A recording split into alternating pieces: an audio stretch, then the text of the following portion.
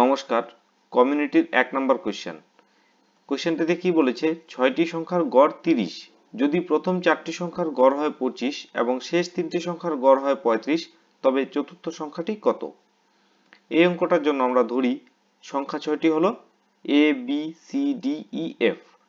তাহলে সংখ্যা 6টির যোগফল কি হবে? সংখ্যা 6টির যোগফল হবে 30 × 6, যেহেতু গড় 30 সেক্ষেত্রে 180। আবার বলেছে প্রথম 4টি সংখ্যার গড় হচ্ছে 25, তাহলে প্রথম 4টি সংখ্যার সমষ্টি কত? 25 × 4 অর্থাৎ 100।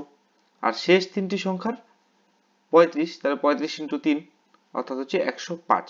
এবার যদি আমরা 1 নং আর 2 নং সমীকরণকে যোগ করি তাহলে কি পাবো? 1 নং সমীকরণে a + b + c + d, আর 2 নং সমীকরণে d + e + f, আর এখানে হবে হচ্ছে 100 + 105।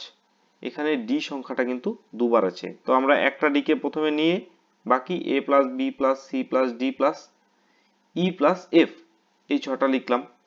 আর এদিকে 100 আর 105 এ হচ্ছে 205।